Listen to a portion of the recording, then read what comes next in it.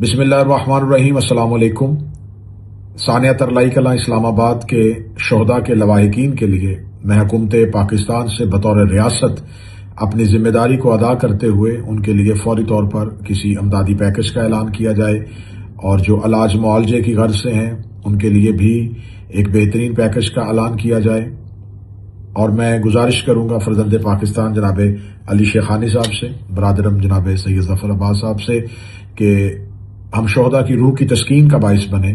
وہ شہداء جو اسلام آباد میں حصول روزگار کی خاطر جو لوگ دوسرے شہروں سے اسلام آباد میں آئے ہوئے تھے اور ان کے جنازے ان کے آبائی وطن تو واپس پہنچ گئے، لیکن ان کے گھریلو معاملات زندگی کو بہتر بنانے کے لیے ایک ایسے پیکج کا اعلان کیا جا سکے تاکہ ہم شہداء کی روحوں کی تسکین کا باعث بن سکیں۔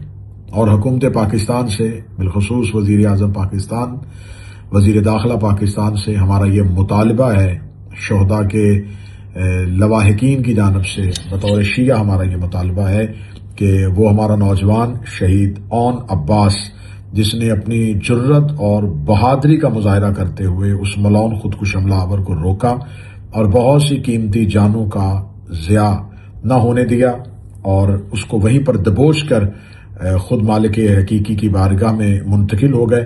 اس شہید کو قومی ہیرو کا درجہ دیا جائے، اس شہید کو سرکاری اعزاز سے نوازا جائے، اور اس کی اس خدمت کو ہمیشہ ہمیشہ کے لیے قومی طور پر محفوظ کیا جائے، قومی طور پر یاد رکھا جائے۔ السلام علیکم۔